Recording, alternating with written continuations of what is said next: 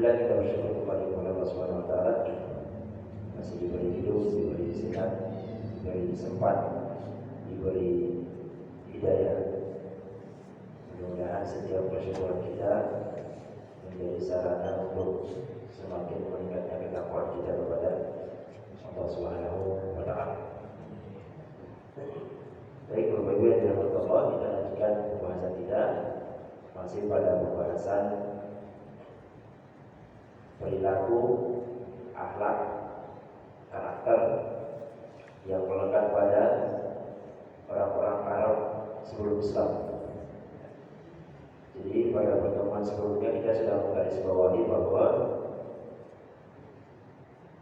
pengetahuan kita bahwa Arab sebelum Islam itu adalah Arab yang bodoh secara keseluruhan, tidak punya akhlak, atau mungkin negara paling bobrok di dunia, negara paling tidak berakhlak di dunia, sehingga di situ diutus Nabi itu harus kita buang bahwa ternyata Arab Saudi itu sebelum Islam datang banyak perilaku baik, namun kemudian tertutupi dengan kebodohan, kejadian. Pada pertemuan sebelumnya kita sudah membahas dua perkara itu, sifat dermawan sama menepati janji. Dan ini kemudian yang disalib oleh Islam dan mengajarkan bahwa umat Islam itu harus berjiwa dermawan. Umat Islam itu harus bisa menepati janji. Saya jadi ingat punya janji saya. Janji tentang apa? Amin.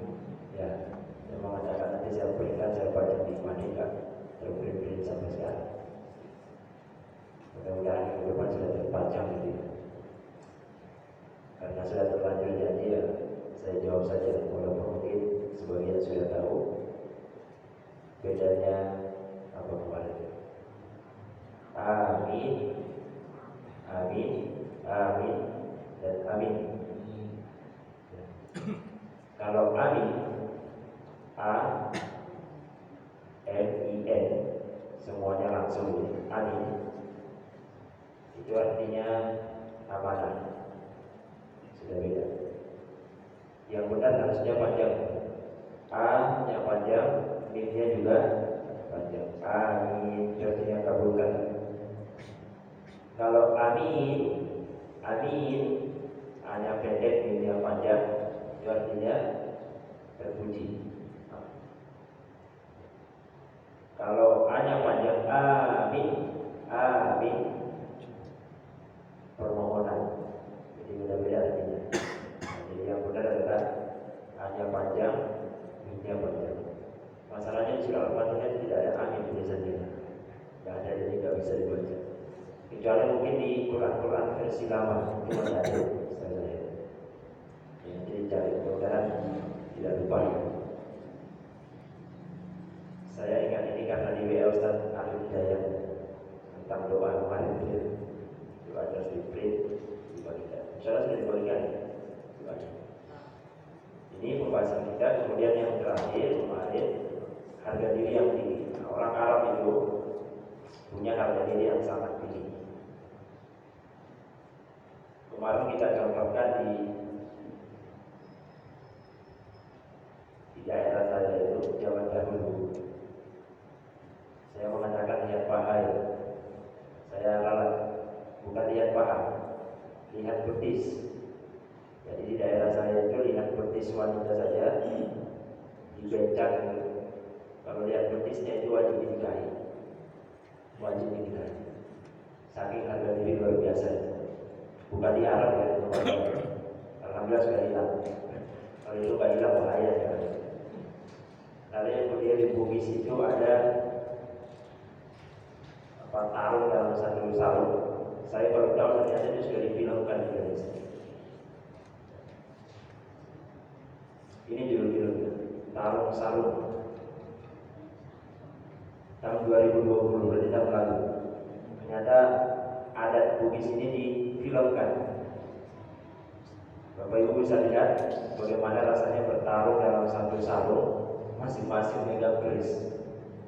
Dan itu salah satunya harus mati atau mati dua-duanya. Ini adalah salah satu sarana orang Bugis untuk mempertahankan harga diri. Betapa orang zaman dahulu itu harga diri itu benar-benar tinggi. Tapi ini terakhir diawali dengan musyawarah. Jadi kalau punya kasus dimusyawarahkan. Musyawarahnya tidak berhasil, taruh dalam satu sarung.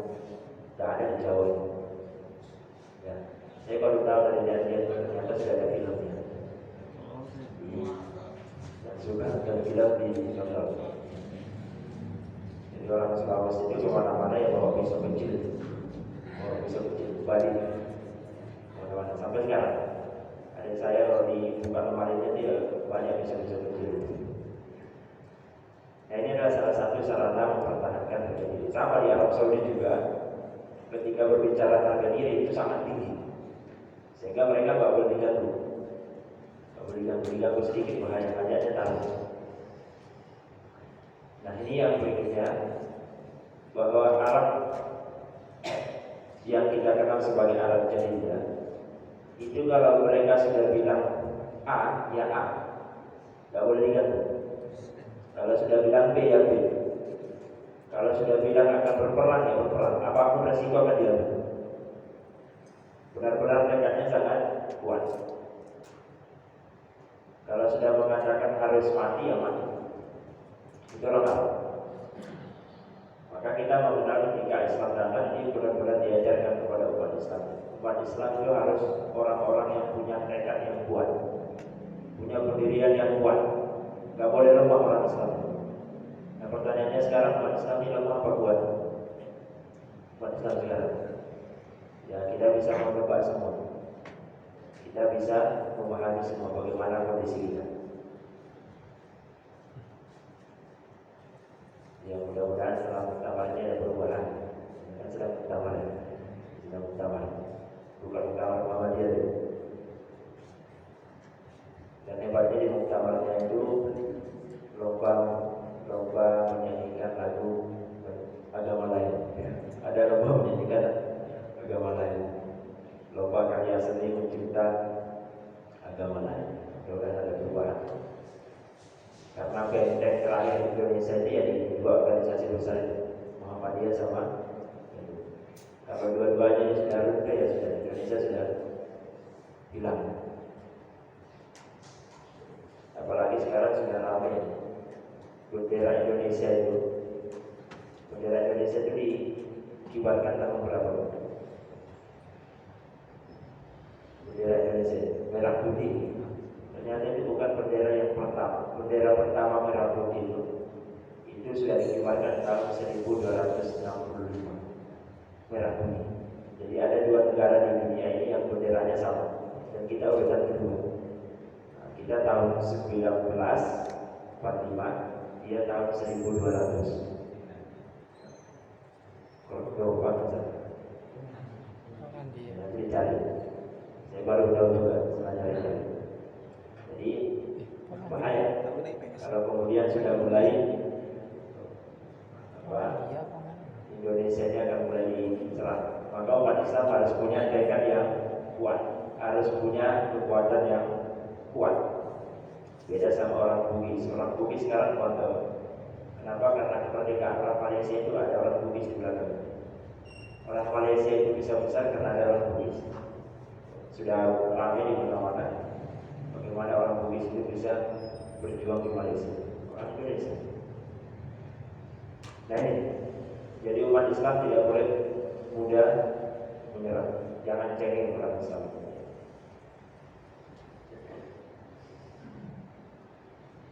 Nah ini, orang Arab itu nggak suka marah. Ini pra-Islam ya, sebelum Islam. Orang Arab itu tidak mudah marah. Dan ternyata ini disaring oleh umat Islam. Umat Islam itu tidak boleh marah.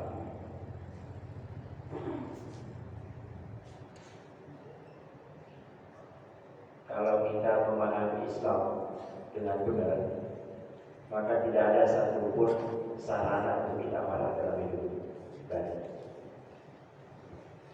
Saya kemarin sempat dengar ceramahnya Gus Baha. Itu Gus Baha diprotes sama istrinya gara-gara beliau nggak pernah marah sama istrinya. Ya, Gus Baha itu nggak pernah marah sekalipun sama istrinya. Malah istrinya yang protes, sekali-kali marah kok. Ya, sekali-kali marah sama istrinya. Ya, Gus Baha marah. Kalau saya marah, malah nggak selesai masalah. Tapi kalau saya sabar dapat pahala. Enak kalau paham gambarnya. Sekarang bapak-bapak di sini yang nggak pernah marah sama istrinya ada.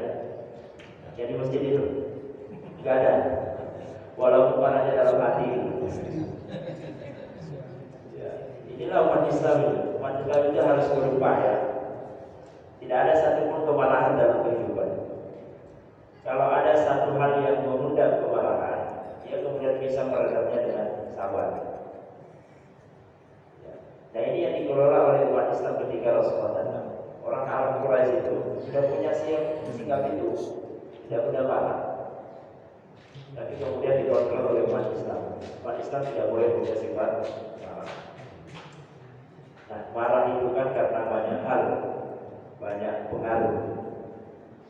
Nah, mudah-mudahan kita berhati-hati di situ. Rumusnya Nabi, kalau marah, ya duduk. Kalau belum bisa rendah juga, ya segera berwudu. Segera berwudu, kalau nggak bisa juga ya berwudu kemudian sholat sunat. Saking hati-hatinya umat Islam menjaga amarah, jangan pernah marah. Apalagi kalau marah sama anak kecil. Hari Jumat kemarin, hari Kamis kemarin, salah satu keluarga kami meninggal. Kami pulang, lalu kemudian di pemakaman itu terdengar celoteh jamaah masjid. Kalau udah meninggal, nggak ada lagi yang marahin anak di masjid. Nggak ada lagi yang marahin anak di masjid. Karena Pak Dewi itu, dia memang suka panggilan anak di masjid. Jadi kalau ada yang lari dan dia ada di samping, ya sholat di sini. Jadi jamaah ketika meninggal itu merasa kehilangan. Sholat ini sampai 30 jamaah. Saya dapat yang kedua. Oh, udah meninggal. Siapa yang marahin anak di masjid? Hati-hati, jangan pernah marah. Terutama kalau anak. Nah, kita juga punya anak di sini yang masih sering ramai. Jangan dimarahin. Nah, ini berlaku. Ada pula gaya hidupnya yang polos, ya jelas polos. Dulu kenapa tidak terkontaminasi dari luar? Kita sudah bahas bahwa Arab Saudi itu berada di antara dua negara besar. Berada di antara dua negara besar. Dan itu sering terjadi perang. Hebatnya di Arab Saudi itu, di Mekah itu peperangan tidak pernah masuk ke area mereka. Adanya di luar-luar. Adanya di area luar. Sehingga mereka tidak terkontaminasi dengan dunia luar. Mereka dapatnya dari mana? Lewat perdagangan. Mereka informasinya lewat perdagangan. Selain itu enggak ada. Karena kekuatan mereka cuma di perdagangan. Tidak ada pertanian. Ada sedikit, tapi lebih banyak di perdagangan. Sehingga yang muncul adalah perilaku jujur. Dan ini yang diresapi umat Islam. Umat Islam itu silakan baca sejarahnya. Kita tidak akan pernah menemukan Rasulullah berbohong. Pernah nggak Rasulullah berbohong? Pernah. Seumur-umur mulai Rasulullah lahir sampai kemudian beliau wafat, adakah dalam hadis atau dalam kisah apapun yang kita menemukan Rasulullah itu pernah berbohong? Atau Rasulullah itu tidak amanah? Tidak ada. Dan dari mana Rasulullah punya kebiasaan itu lalu diserang oleh Islam? Ya karena memang di daerah Arab itu mereka adalah orang-orang yang menjunjung tinggi perilaku jujur. ada kisah menarik bagaimana jujur itu benar-benar dipegang teguh oleh Rasulullah itu dalam kondisi bercanda pun tidak pernah berbohong.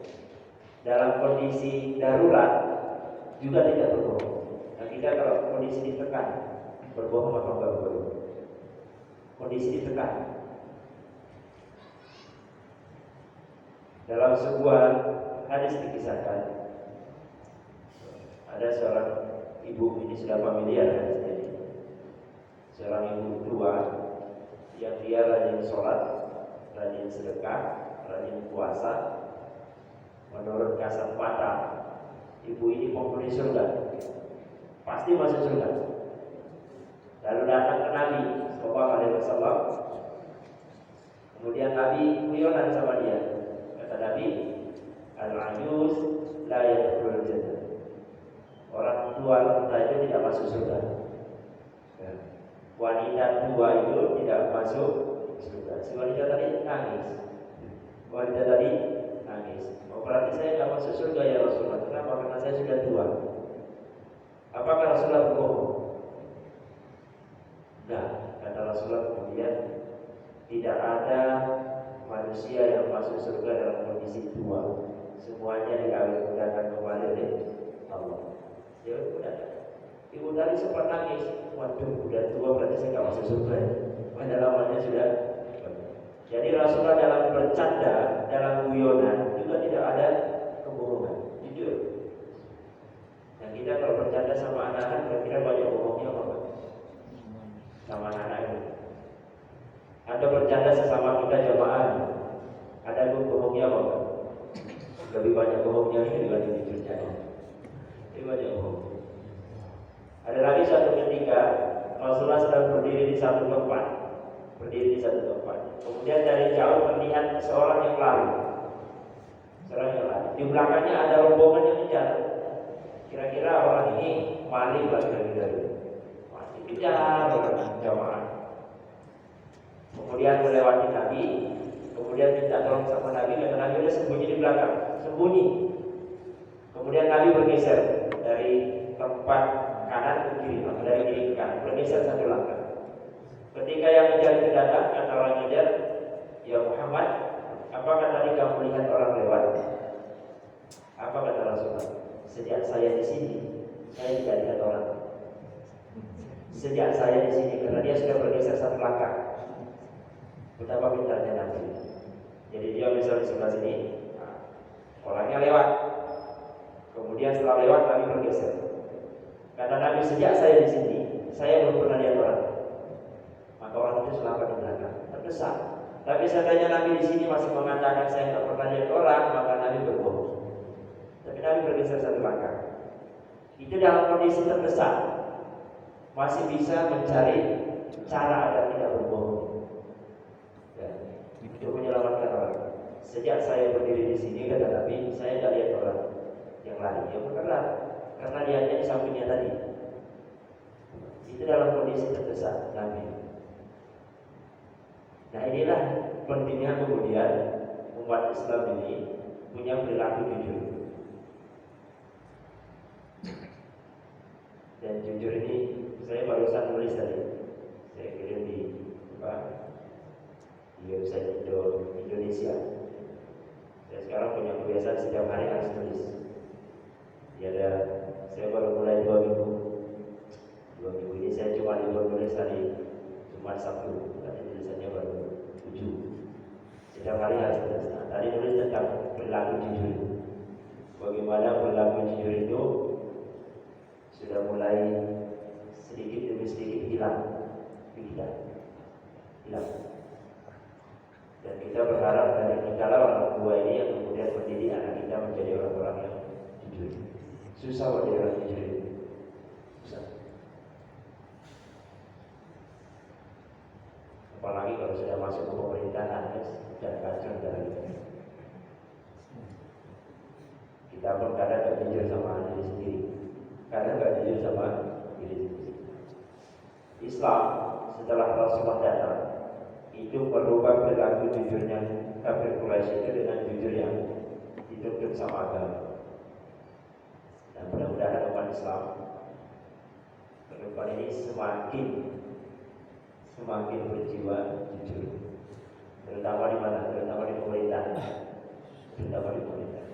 Begitu pula dengan amanah. Orang kafir Quraisy itu sebenci-bencinya dengan Nabi, gak senang sama Nabi, tetap saja barang-barangnya dititipkan sama Nabi. Kalau keluar kota, barangnya dititipkan sama Nabi, padahal gak senang sama Nabi. Nabi dimusuhi, tapi barang-barangnya dititipkan sama Nabi. Ada gak masyarakat sekarang seperti itu? Ya. Dimusuhi, tapi jadi tempat penitipan barang. Gak ada. Kenapa? Karena Nabi sangat amanah, jaga kepercayaan orang. Kenapa Nabi selalu laris dalam berbisnis? Karena Nabi sudah memberitahu kalau ada yang mau belanja barangnya, kalau barang ini buah misalnya, buah ini dipetik kemarin, buah yang ini dipetik 1 minggu, buah yang ini beli di sana. Jujur Nabi, kalau kita ada nggak menjual ini? Nggak ada. Jadi kalau jualan buah sudah diberitahu, ini sudah setengah matang, ini matang, itu Indonesia juga bisa. Pas pulang nggak manis. Nabi enggak, saking jujurnya ketika berjual, saking amanahnya. Maka Nabi kalau jualan tidak pernah gagal. Suatu saat kita bahas bukunya marketing Rasul, judulnya marketing Rasul. Jadi bagaimana Rasulullah membangun bisnis, itu luar biasa puasa. Nah ini terkait dengan perilaku. A'udzubillahi minasyaitonir rajim. Ya ayyuhalladzina amanu taqullaha wa kunu ma'as-shadiqin. Allah saja merintahkan kita agar hidup bersama orang-orang yang jujur. Insyaallah jamaah kita jujur-jujur semua. Kalau ada jujurnya jujur bagaimana ya? Boleh jujur. Karena ini perintah Allah. Jadi harus hidup bergandengan dengan orang yang jujur, orang yang bertakwa. Ya setidaknya jujurlah sama diri sendiri. Jujur sama diri sendiri. Jujur sama diri sendiri itu ya harus bisa mengukur kemampuan. Harus bisa mengukur kemampuan. Jangan diberi sesuatu pada dia nggak sanggup, terus pokoknya sanggup. Padahal dia nggak sanggup. Jadi malah menyiksa diri sendiri. Hati-hati. Jadi penting bahwa menumbuhkan sikap jujur ini yang harus kita pelajari. Sikap jujur itu muncul kalau kita yakin bahwa semua yang kita lakukan dilihat sama Allah. Ini yang jarang kita resapi, jarang kita tanamkan dalam diri kita, bahwa semua yang kita lakukan itu dilihat oleh Allah. Kita sering mengatakan bahwa di masjid ini ada CCTV, dari pojok kanan, kiri, di imam juga ada, di depan juga ada. Tapi CCTV nggak berfungsi ketika ada orang yang maling. Ya. Berapa banyak di tempat kita yang kemudian spion mobilnya hilang? Ya. Tidak pernah. Artinya apa? Bahwa orang tidak takut dengan CCTV. Sebagai umat Islam harusnya punya keyakinan bahwa kita tidak perlu CCTV dalam hidup ini. Kenapa? Karena Allah sudah kontrol. Allah sudah melihat. 24 jam hidup kita itu dilihat oleh Allah. Dan bukan cuma Allah yang lihat. Dalam Al-Quran kiraman katibin, ada 2 malaikat yang mencatat. Ini jangan sama malaikat. Keyakinan itu harus ditumbuhkan. Jadi ketika berperilaku tidak jujur, berperilaku maksiat, tanamkan dalam diri kita bahwa ada kiraman katibin. Ada malaikat yang ditugaskan Allah untuk mencatat. Allah juga menyaksikan langsung. Tapi Allah tak mau sendiri, nanti jadi saksi. Saya lihat kamu kemarin bermaksiat, bisa membantah. Tapi ketika Allah datangkan ini loh catatan malaikat, gak bisa bantah. Gak bisa bantah. Ada catatan malaikat. Catatan malaikat mungkin masih bisa dibantah. Ada anggota tubuh yang berbicara. Ya, di Quran surah Yasin yang jadi inspirasinya apa? Termasuk suci. Al-yawma nakhtimu ala afwahihim wa tukallimuna aydihim Nanti mulutnya dikunci, yang berbicara tangan, yang berbicara kaki. Mungkin bisa dibantah, Allah saya nggak melakukan itu, ada malaikat. Catatan malaikat juga dibantah, sekarang anggota tubuh yang berbicara. Kalau itu sudah meresap dalam tubuh kita, dalam keyakinan kita, maka insya Allah umat Islam itu pasti dijulur. Umat Islam itu pasti jauh dari maksiat. Umat Islam itu pasti aman. Pertanyaannya sudah yakin kan? Kita kadang cuma teori, tapi keyakinan itu belum kuat. Keyakinan bahwa semua aktivitas kita dilihat oleh Allah. Gak usah perhatikan CCTV di dunia ini. CCTV di dunia ini gak error ya error, rusak. Tapi CCTV Allah itu gak pernah rusak. Semilidetik pun gak pernah rusak. Jadi hati-hati ya. Dan hebatnya CCTV-nya Allah, yang dilihat bukan perilaku kita saja, tapi sampai ke dalam hati. Sampai ke dalam hati. Oh, hatinya berkata ini, pikirannya berkata ini, masuk sampai dalam. Masuk sampai dalam. Ya, kalau CCTV manusia kan cuma luarnya saja yang kelihatan. Nah, ini terkait dengan perilaku itu.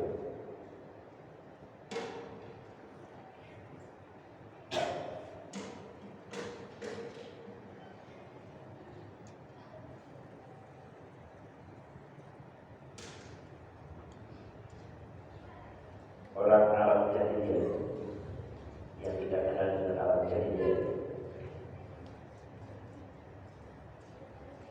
mereka itu adalah orang-orang yang sangat baik dalam urusan bertetangga. Jadi sekali lagi kita jangan berpikiran bahwa Arab sebelum Rasulullah datang itu adalah Arab yang bobrok, Arab yang rusak. Mereka punya budaya sendiri, mereka punya karakter sendiri, yang kemudian karakter baik itu diolah oleh Rasulullah SAW. Salah satunya bertetangga. Dan kita bersyukur di tempat kita ini semuanya tetangganya baik-baik, tetangganya baik-baik. Dan bersyukur kita kepada Allah karena ditempatkan di tempat yang baik. Susah nyari tempat yang baik. Orang Arab itu kalau mereka keluar berbisnis, keluar kaya, maka rumahnya dititipkan ke tetangga, tidak pakai kunci, nggak ada kunci rumah. Rumah saya titipkan ya, saya mau berbisnis, ya sudah, angkat rumahnya, aman. Saya dulu waktu mahasiswa itu sering jaga rumah. Kalau bulan puasa sering jaga rumah, dan rumah dosen waktunya mudik jagain ya, jagain. Rumah teman di Sukan, biasanya 10 hari terakhir itu jaga rumahnya di Sukan. Bangun jam 1 malam karena harus bertugas yang mulai di weekend. Jaga rumah. Kita puasa bulan apa? April ya? Awal April, tanggal 2 contoh ya. Saya sedang menyusun jadwal. Beberapa sudah saya hubungi Pak Win, tapi agak susah, jawabnya lemot. Ustaz Taufik juga, saya lihat jadwal dulu sampai sekarang belum kirim lagi. Ustaz Haris juga gitu. Saya sudah menyusun jadwal, mudah-mudahan kita sampai bulan puasa itu. Nah, mereka aman. Kalau meninggalkan rumah, dititipkan sama tetangga. Tidak bingung, saya kunci rapat-rapat rumahnya enggak bingung. Semuanya terbuka, sama yang terbuka. Lalu kemudian kalau keluar berbisnis, di rumah ada istri, maka tetangga itu nggak akan pernah masuk ke rumahnya. Cuma dijaga saja. Oh, ada istrinya di dalam, ada wanita di dalam, nggak akan pernah masuk. Cuma sekedar dijaga. Oh, ini rumah harus saya jaga. Dan hebatnya nggak sekedar jaga, diberi juga asupan konsumsi. Jadi tetangga yang mengkonsumsi. Nah kita kan sudah terjadi, bukan cuma di pandemi saja. Di kita banyak jamaah yang suka beli apa ya? Beli sayur, beli lauk, berjamaah sama jamaah. Ini harus diperjuangkan, dipertahankan. Siapa yang menjaga budaya Islam? Tapi itu sudah ada di budaya Arab sebelum Islam datang. Cuma Islam kemudian mengelolanya, bahwa jadilah masyarakat yang pandai bertetangga. Jangan buat tetangganya negatif. Saya kemarin mungkin pernah cerita Bapak Ibu, kisah nyata yang kemudian ditulis sama istri saya itu. Seorang wanita yang kena kanker payudara stadium 4. Ketahuannya setelah stadium 4. Karena ada gejolak di payudaranya, kemudian diperiksa ke dokter, ternyata kanker stadium 4. Dia tidak mau operasi karena bapaknya peruqyah, dia ruqyah sama bapaknya sambil konsumsi herbal. Kemudian sembuh. Selama proses pemulihan itu, kisahnya ditulis sama istri saya, sudah jadi buku. Baru saya paham, satu-satunya buku yang saya baca sampai hatam tulisan istri saya ini yaitu judulnya Di Kanker Saya Punya Allah. Saya baca mulai awal, saya telusuri dari mana sumber kankernya ini. Orang Bandung. Ternyata sumbernya berawal dari pertengkaran anaknya dengan anak tetangga. Jadi anaknya dengan anak tetangga tengkar, kemudian ibunya ikut ngomel-ngomel berdua. Malamnya tiba-tiba payudaranya sakit. Proses-proses kemudian membesar, ternyata kanker. Berawal dari tengkar sama tetangga. Jadi bisa jadi memang penyakit-penyakit itu beriman, bisa terjadi. Dari situ saya kemudian paham, ternyata kanker itu penyebabnya juga bisa dari tetangga ya. Bisa dari tetangga. Jadi ketika proses nulis itu sampai berpesan, nanti kalau saya meninggal bukunya belum jadi, saya sudah tulis tangan. Nanti kamu ke rumah ambil tulisannya di kamar saya, kemudian lanjutkan bukunya. Ternyata bukunya jadi, bukunya terbit, orangnya sembuh. Hanya berbekal 2 obat herbal dan ruqyah. Yang ruqyah bapaknya sendiri sembuh sampai sekarang. Dokter pun kaget, dari stadium 4 tiba-tiba sembuh dalam waktu 1 bulan.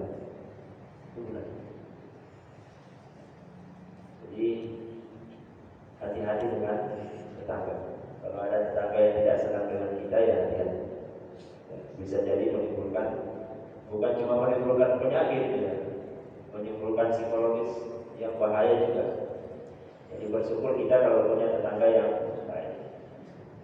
Dalam agama kita itu Bapak Ibu, kalau masak makanan, apa perintah Nabi? Berbanyak kuahnya. Kalau masak sayur berbanyak kuah. Kuahnya kemudian dikirim ke tetangga, bagi-bagi. Udah tetangga kita kelaparan, kemudian kita masak yang baunya enak, dicium sama tetangga. Tetangga perasaannya gimana? Waduh, tetangga aku masak enak, semoga bisa dicium. Ternyata nggak dapat kiriman. Padahal hatinya itu semoga bisa dicium. Nah itu diharapkan dalam agama kita tidak terjadi. Maka kalau ada cekcok, kemudian kita datang kirim makanan, itu sarana untuk kemudian menghilangkan pertengkaran. Betapa indahnya agama kita mengajarkan. Bertetangga itu harus baik. Jangan cari masalah dengan tetangga. Tetangganya dekat masjid, gak mau ke masjid gara-gara perkara sama tetangga. Banyak itu mau ke masjid, dilihat sama musuh, kayak masjid. Mau masuk warung, pas dari pintu warung dia ternyata musuhnya di dalam. Keluar aja mana? Gara-gara tetangga. Ini hati-hati, gak enak tetangga. Gak enak. Jadi silakan bertetangga dengan baik. Dan ini benar-benar dikelola oleh agama kita. Tapi insya Allah di Jawa kita tetangganya baik-baik semua. Saya belum pernah melihat sejak di Jawa ya, belum pernah melihat tetangga yang suka ngomel-ngomel. Kalau di tempat saya, waduh, sampai sekarang ngomelnya ya anaknya dijereok, anak anjing gitu semacam. Sampai sekarang masih ada di tempat saya. Oh, anak setan. Kalau udah dekat sama tetangga, ada semua kata-kata jorok-jorok. Sampai sekarang nggak ada tertawa yang lain bilangin anjing, orang tuanya gimana ya? Tapi di Jawa saya nggak pernah nemukan. Di Jawa saya nggak pernah nemukan. Mungkin itu salah satu alasan pemerintah di Jawa gitu ya. Nah ini Bapak Ibu terkait dengan bertetangga. Jadi hati-hati dengan tetangga.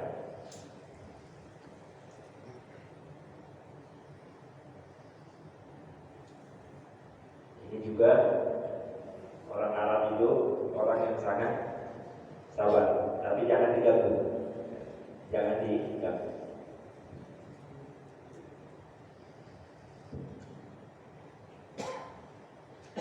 Ya jangankan orang Arab, orang Indonesia juga gitu. Jangan diganggu. Kalau orang sabar diganggu ya amarahnya amarah yang tidak terkontrol, amarah yang tidak terprediksi. Sama dengan bola kemarin, pas 1-0 diteriaki sama Malaysia, diteriaki pas 1 ekspornya langsung down semua gitu. 1-0 nyanyinya seru. Siapa suruh datang ke Johor waktu Malaysia, nyanyi teriak.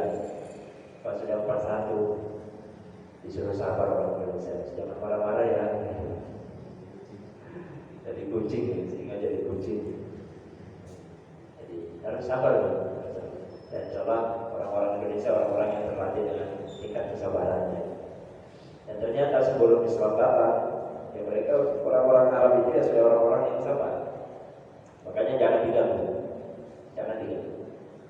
Nah, dari mana perilaku positif itu? Tentu dari ajaran apa? Ajaran Nabi Ismail.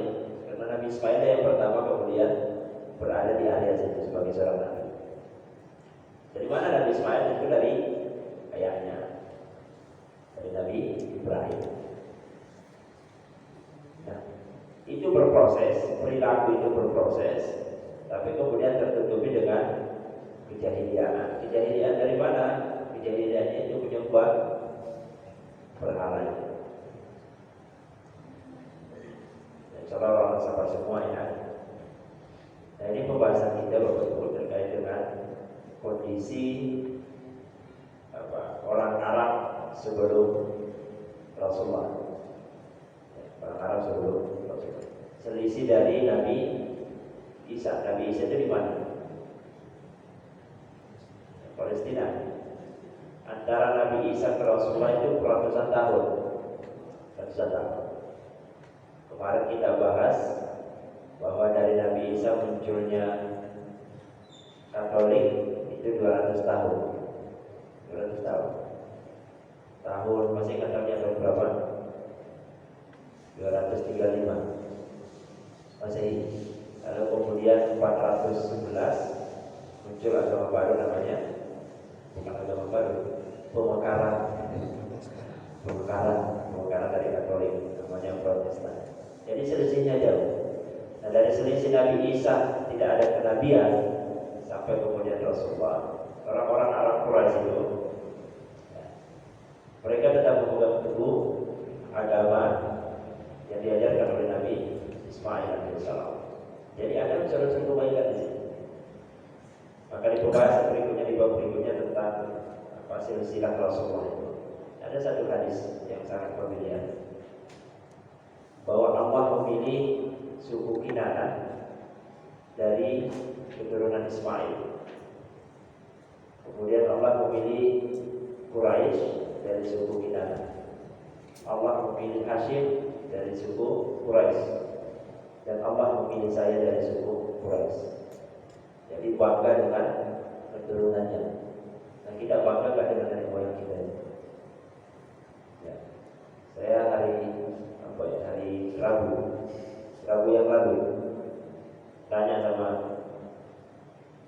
saudara. Kamu punya saudara berapa? 5. Sebutkan namanya, nggak tahu. Adiknya nggak tahu nama lengkapnya. Kakaknya nggak tahu nama lengkapnya, taunya nama panggilannya. Ibumu nggak tahu juga, taunya nama panggilan. Bapaknya juga gitu. Apalagi mbaknya. Jangan sampai ada anak kita yang nggak tahu nama lengkap orang tuanya. Nah, itu bangetan. Ya. Nama lengkap ibumu siapa? Waduh, lupa kan. Nama lengkap bapak? SD.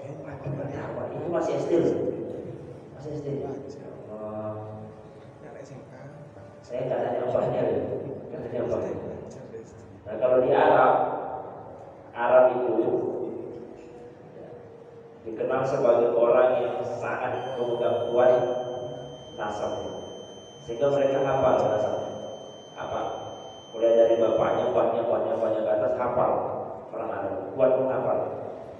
Nah sekarang di zaman kita muncul orang yang mengatakan nggak perlu Al-Quran dihafalkan. Ada yang sudah dengar itu? Ya. Dia mengatakan Al-Quran tidak perlu lagi dihafalkan. Kenapa? Karena Al-Quran sudah bisa dibawa kemana-mana pakai HP. Lalu hafal Al-Quran. Ya Allah, ada orang itu sekarang. Ngapain hafal Al-Quran? Al-Quran sekarang bisa dibawa ke lewat HP. Bisa bawa HP bukan internet. Ada orang seperti itu.